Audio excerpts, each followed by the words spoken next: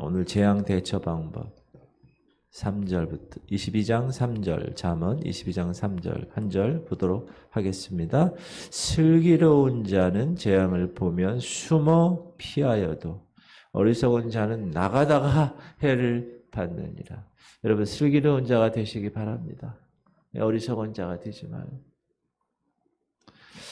우리는 이 고난이라는 말과 재앙이라는 말을 혼돈해서 사용할 때가 있습니다. 고난과 재앙. 고난은 하나님께서 하나님의 백성들에게 믿음과 하나님을 바라보는 그 모든 것들을 테스트하시기 위한 하나님의 시험 방법입니다. 시련입니다. 그러나 재앙은 죄인에 대한 죄값을 치르는 것입니다. 그러므로 고난과 재앙이 다르다는 사실을 꼭 아셔야 됩니다. 우리 삶 가운데 오는 재앙이 있는데 재앙은 하나의 열매입니다. 열매. 시작이 아니고 결과입니다. 뿌린 씨에서 나온 열매입니다. 그럼 왜 그 재앙의 열매를 맺는가? 8절 보면 악을 뿌리는 자는 재앙을 거두리니 그 분노의 기세가 쇠하리라. 악을 뿌리는 자, 이 뿌린다는 말은 악을 뿌린다는 거니까 하나님이 기뻐하시지 않는 행실, 하나님이 하라고 하는 거 하지 않는 것, 하나님이 하지 말라고 하는 것 하는 것, 특별히 하나님을 믿지 않는 그런 일들, 세상 사람 얘기하죠.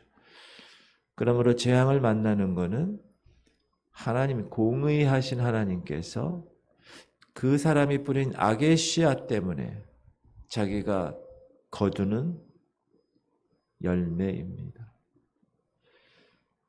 사람은 성경에서 이렇게 얘기합니다. 자기가 행한 행실의 열매를 먹지 않을 수 없다. 뿌린 대로 거둔다. 재앙은 죄인을 따르고 선한 보응은 의인에게 이르느니라. 그러므로 선한 보응이 악인에게 갈 수 없고 악인에게 가야 할 그 재앙의 보응이 의인에게 결코 갈 수가 없다라는 사실입니다. 이 악을 뿌린다, 악을 행한다라는 말은 우리가 평범하게 알기 쉽게 설명하자면 하나님 말씀을 불순종하는 모든 일, 이거를 악을 심는 일, 악을 뿌리는 일이라고 생각하면 되겠습니다. 우리가 잘 아는 신명기 28장 보면 축복에 관한 말이 이렇게 한 3분의 1 정도 나오고 저주에 관한 말이 3분의 2 정도 더 많이 나오죠. 신명기 28장 보면. 근데 그 기준이 있습니다. 왜 축복과 저주를 하나님이 구별하셨는가? 그 구별의 기준이 있는데 그건 하나님의 말씀을 순종하는가? 순종하지 않는가? 그게 기준입니다. 네가 만일 네 하나님 여호와의 말씀을 순종하지 아니하여 내가 오늘 네게 명령하는 그의 모든 명령과 규례를 지켜 행하지 아니하면 조건절 이 모든 저주가 네게 임하며 네게 이를 것이니 재앙을 받는 사람들, 저주를 받는 그 원인, 그 기준은 하나님의 말씀에 순종하느냐 불순종하느냐에 달려 있다. 여러분 잘 아는 이스라엘 초대왕 사울 왕 하나님께 불순종합니다. 그래서 내가 그를 버렸노라. 버림을 당하고 말죠. 그러나 하나님 말씀에 순종했던 다윗 왕, 사울의 그 왕위를 차지하고 이스라엘의 태평성대를 누리는 왕이 되었습니다. 출애굽에서 광야에 나온 이스라엘 백성들, 구약에서 계속 반복되는 게 원망과 불평과 불순종입니다. 그래서 어떻게 되죠? 다 광야에서 멸망합니다. 약속의 땅을 기업으로 받지 못합니다. 여호수아와 갈렙 외에는 언약의 땅인 가나안에 들어가지 못합니다. 악을 뿌린다라는 말은 두 번째, 하나님을 대적한다는 말입니다. 이 하나님을 대적한다는 것은 resist, 저항한다는 것. 이 말은 뭐냐? 하나님의 뜻을 알아요. 근데 알고도 고의적으로 거역하는 것. 스스로 하나님이 원하시지 않는, 하나님이 미워하시는 그 길로 가는 것. 그거를 하나님을 대적하는 일이라고 이야기합니다.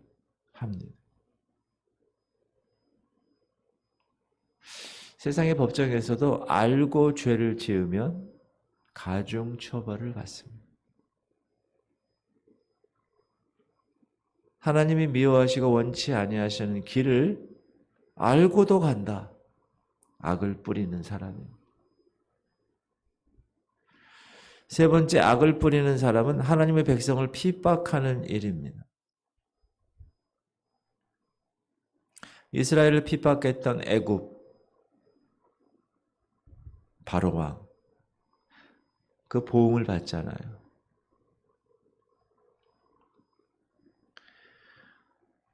하나님의 택한 리더십이나 백성들을 핍박하는 사람들, 그 죄값을 받게 됩니다. 네 번째, 우상을 섬기는 일도 하나님을 대적하는 일입니다. 이스라엘 백성들이 가나안 땅에 들어가죠. 구원받은 사람들이에요. 그렇죠? 그런데 가나안 땅에 들어가 금송아지 만들고 들어가기 전에 광야에서 또 들어가서도 어떻게 합니까? 계속 그 가나안 땅의 토착신앙 세력들 바알과 아세라를 계속 사무엘상, 열왕기상 뭐 이런 거 보세요. 북이스라엘의 누구 왕은 하나님 보시기에 악을 행하여 우상을 섬기고 계속 반복되는 얘기들. 그것이 악을 뿌린 겁니다. 그리고 하나님을 원망하는 일도 악을 뿌리는 삶입니다. 이스라엘 백성들은 얼마나 하나님 원망해요. 만나라는 것은 기적입니다. 매일 아무 노동도 하지 않는데 그냥 떨어지는 거예요. 그것도 매일. 그런데 그 하찮은 만나라고 얘기하잖아요. 원망하고 불평. 애굽에서 고기도 먹고 부추도 먹고 마늘도 먹고 파도 먹고 이러는데 여기서는 만나만 먹는다는 거예요. 배부르고 등 따스니까 그래. 그런 악을 뿌린 사람들에게 하나님은 재앙을 내리신다는 거예요.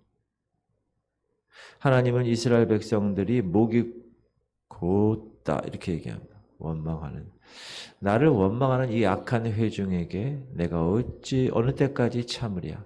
이스라엘 자손이 나를 향하여 원망하는 바, 그 원망하는 바를 내가 들었노라. 그들에게 이르기를 여호와의 말씀에 내 삶을 두고 맹세하노라. 너희 말이 내 귀에 들린 대로 내가 너희에게 행하리라. 하나님은 원망하는 자 보응하십니다. 반드시 값을 치르십니다. 또 악을 뿌리는 일 중에 다른 사람에게 막 악담을 퍼붓는 일, 탐심을 품고 정욕을 품고 욕심대로 살아가는 일, 이것이 악을 뿌리는 것입니다. 그래서 욕심이 잉태한 즉 죄를 낳고 죄가 장성한 즉 사망을 낳느니라. 재앙은 죄의 대가입니다. 우리가 재앙을 만났다면 그것은 자신이 저지른 죄의 대가를 생각해 봐야 돼요. 우리는 모두 죄인인데 왜 죄인이죠? 성경이 그렇게 얘기하니까. 우리는 성경을 믿는 백성들이니까. 의인은 없나니 하나도 없다고 분명히 말씀하셨으니 우리는 모두 죄인이다. 그리고 이 죄인이 받을 죄값이 있는데 그게 뭐라고요? 사망이라는 거예요. 사망. 욕심 때문에 죄가 생기고 죄가 쌓이면 사망이 된다. 이 사망이란 무슨 사망을 얘기하죠? 이 땅에서 살다가 죽는 거? 둘째 사망을 얘기합니다. 지옥 가는 거. 영원토록. 아담의 자손으로 태어난 인간은 누구나 이 사망의 길을 피할 수 없습니다. 여러분, 아담이 선악과 따먹고 나서 안 죽었어요. 900살 이상 살았어요.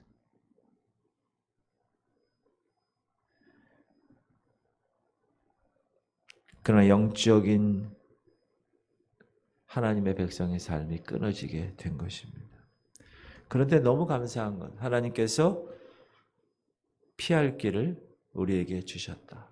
그 죄 문제를 해결하는 방법을 주셨다. 예수 그리스도. 그분의 목숨값으로 우리의 모든 죄 문제를 짊어지고 죽으셨다. 사망이니까. 근데 거기서 끝나면 똑같지만 부활하신 예수 그리스도. 그래서 우리는 부활의 종교를 믿고 있는 사람들. 그분의 의로 우리가 의롭다 하심을 받은 것. 그리고 우리가 이제 죽으면 다시 부활할 것입니다. 그분이 부활의 첫 열매이니까. 여러분 부활할 걸 믿습니까? 이 너무 중요한 거예요, 이거는. 그런데 죄사함 받은 성도들에게도 하나님의 재앙은 임한다고 말씀합니다. 그런데 그 재앙이 임할 때 슬기로운 자, 그 재앙을 보면 숨는다 그랬어요. 오늘 말씀에. 우리는 하나님 앞에 온전한 사람이 아닙니다. 그러므로 우리가 짓는 그 원죄에 관한 해결은 받았지만 우리가 이 육의 세력 때문에, 죄의 세력 때문에 짓는 본죄, 자범죄 영향으로 인하여 우리는 온전하지 않기 때문에 하나님이 내리시는 재앙이 언제든지 우리에게 노크할 수 있습니다. 만약 이 재앙이 내 인생길에 나타나서 내 인생을 재앙으로 이끌 때는 우리는 지혜를 써서 이를 대처할 수 있어야 합니다. 성경은 재앙의 길에서 지혜로 대처한 인물들을 이야기하고 있는데 다윗 왕이 사울 왕을 피하죠. 사울 왕이 자꾸 죽이려고 하니까. 그래서 가드 왕 아기스에게로 간 일이 있습니다. 그때 다윗은 아기스 왕을 두려워했죠. 죽임을 당할 것 같은 거예요. 그때 지혜를 썼습니다. 그 아기스 왕과 그 신하들 앞에서 어떻게 했죠? 미친 척 했어요. 대문짝 찍찍 긁고 침 질질 흘리고 엉뚱한 이야기하고 이렇게 미친 척한 다윗을 바라본 왕 아기스가 이렇게 얘기하죠. 아기스가 그의 신하에게 이르되 너희도 보거니와 이 사람이 미치광이로다. 어찌하여 그를 내게로 데려왔느냐. 미친 척해서 위기를 모면했다. 슬기로운 사람입니다. 애굽에 있는 이스라엘 사람들이 애굽이 왜 하나님이 야곱의 12아들을 요셉을 먼저 보내고 다 그쪽으로 가서 고센 땅에서 있게 했다고요? 애굽이 인큐베이터라는 거예요. 애굽에서 하나님의 나라를 만들기 위한 인구를 크게 하기 위해서 애굽에 보낸 거예요. 그 자손이 너무 번성하니까 애굽 사람들에게 위협이 됩니다. 그러니까 바로 왕이 이스라엘 산파들에게 사내 아이를 출생하면 죽여.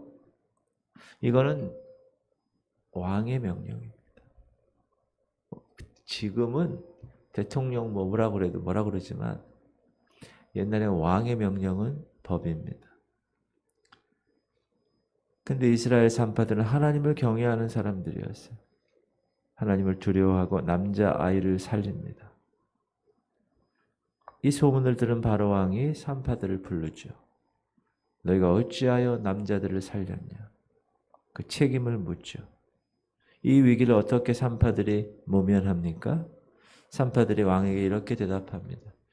산파가 바로에게 대답하되 히브리 여인은 애굽 여인과 같지 아니하고 건장하여 산파가 그들에게 이르기 전에 응애 해산을 벌써 해버렸어요. 히브리 산파들은 슬기로와 이 위기를 지혜로 면한 것입니다. 재앙은 누구에게나 찾아옵니다. 우리는 완전한 생활을 하지 못합니다. 그래서 하나님 뜻대로 살아가지 못할 때가 있습니다. 그때에게 우리에게 오는 재앙이 있습니다. 우리는 어떻게 대처할 것인가?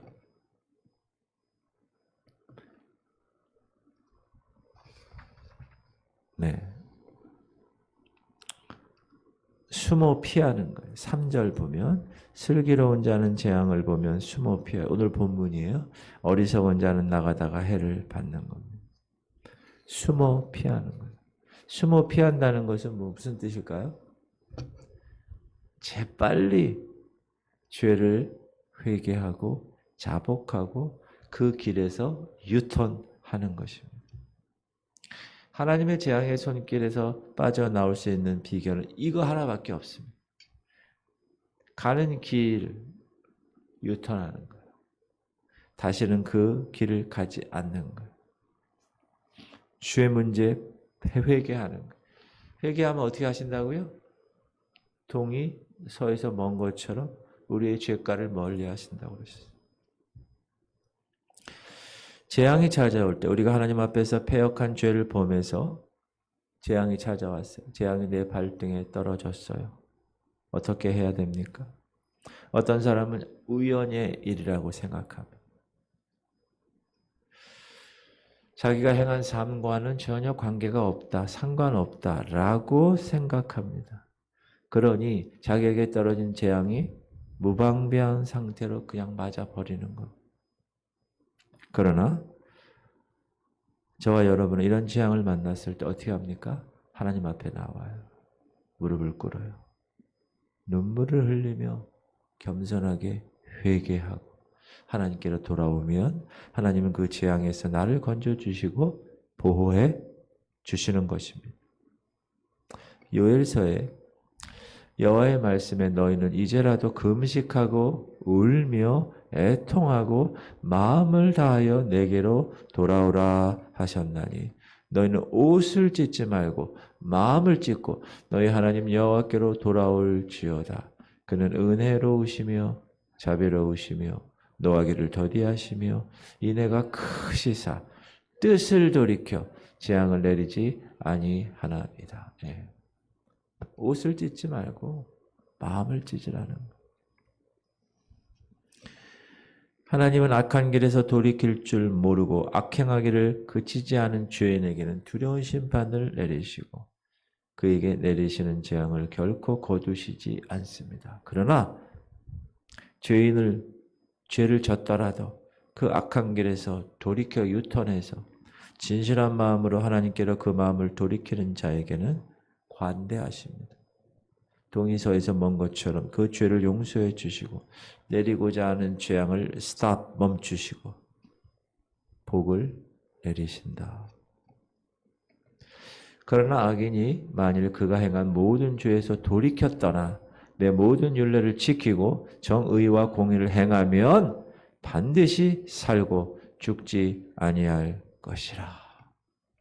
그 범죄한 것이 하나도 기억함이 되지 아니하리니 그가 행한 공의로 살리라. 하나님 이런 좋은 분이세요. 그러나 끝까지 하나님 대적하다가 재앙을 만났다. 그러면 하나님은 그 재앙을 남김없이 다 부어 쏟으신다고 말씀하십니다. 너희의 두려움이 광풍같이 임하겠고 너희의 재앙이 폭풍같이 이르겠고 너희에게 근심과 슬픔이 임하리니 그때 너희가 나를 부르리라. 그래도 내가 대답하지 아니하겠고 부지런히 나를 찾으리라. 그래도 나를 만나지 못하리니 대저 너희가 지식을 미워하며 여호와 경외하기를 즐거워하지 아니하며 나의 교훈을 받지 아니하고 나의 모든 책망을 없인 여겼음이라. 그러므로 자기 행위의 열매를 먹으며 자기 꾀에 배부르리라. 자업, 자득. 뿌린 대로 거두는 삶.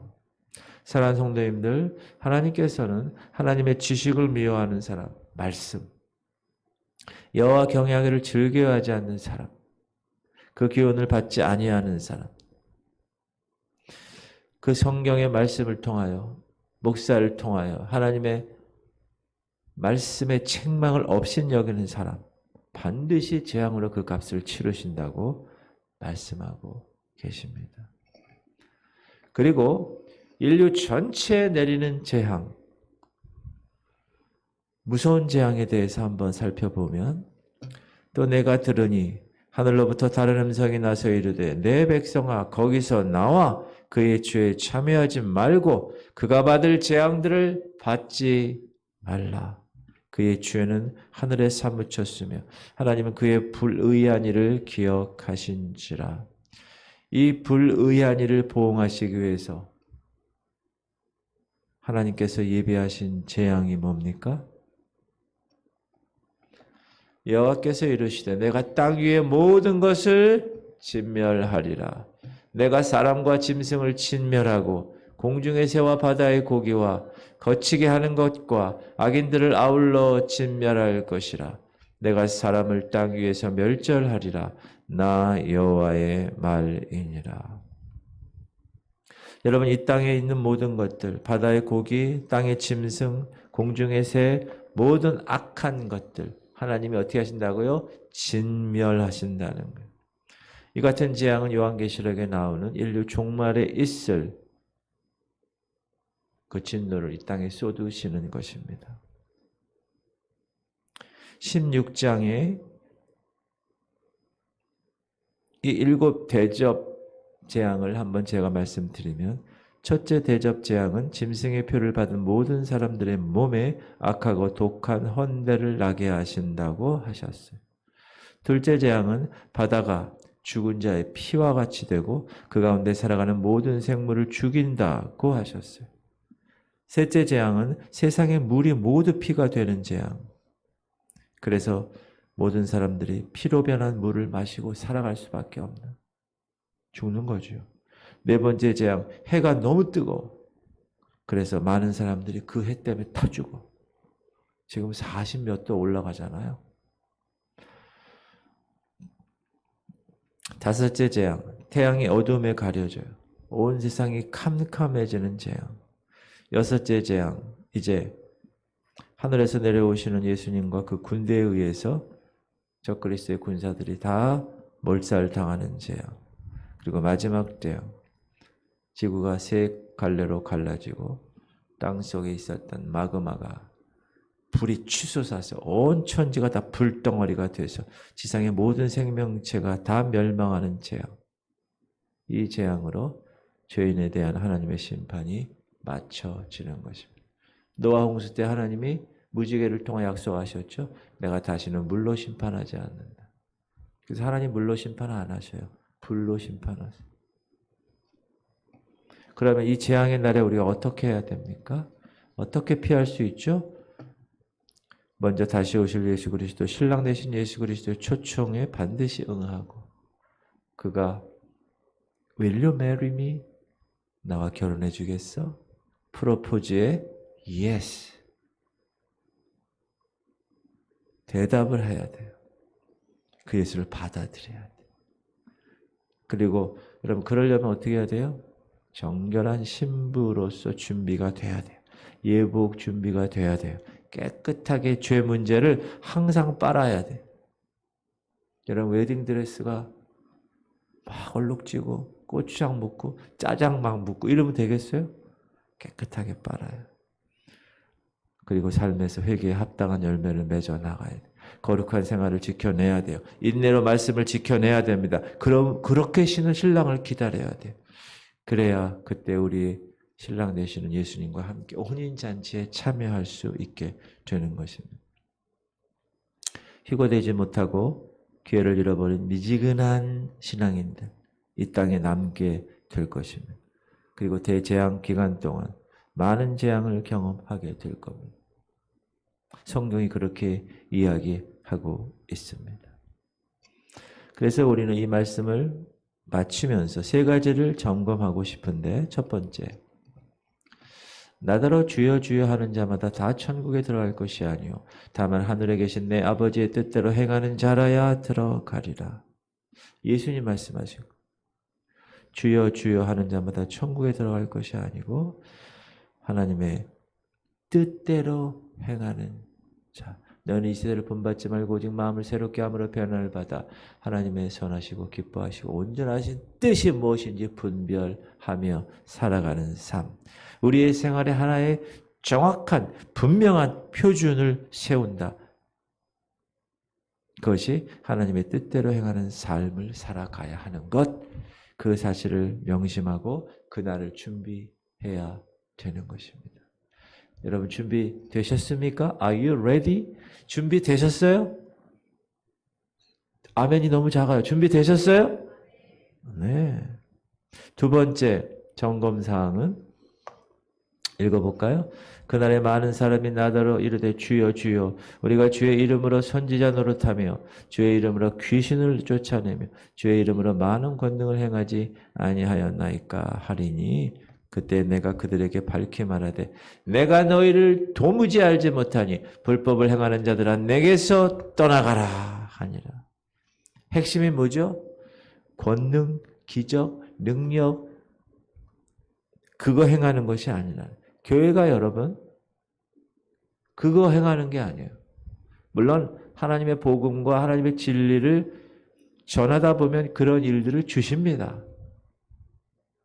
그게 본질이 아니에요. 그러나 하나님 뜻대로 살아가는 일 그것이 본질이라는. 그래서 여러분 저 사람 말씀을 쪼개는 분이야. 기도받으러 가고 요즘은 얼마나 위험한 일인지 몰라요. 요즘 시대는 제 어렸을 때랑은 달라요. 얼마나 미혹의 영이 많은지 몰라요. 듣고 믿고 구원에 이른다고 하는 삶이 많아요. 이단 삶이. 제일 중요한 건 복음이에요. 복음을 듣고 믿고.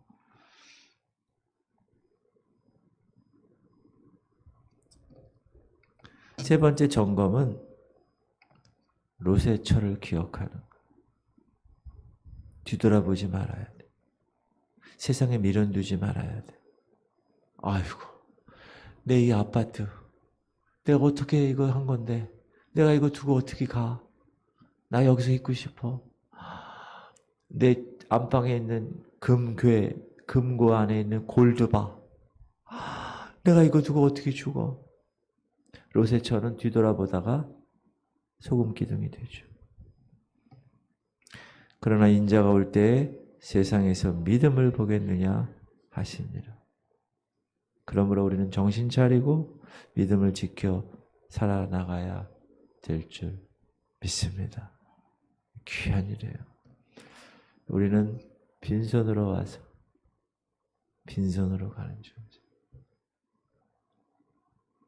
인생은 나그네 길 빈손으로 왔다가 빈손으로 가는가. 최희준 씨 복음성가.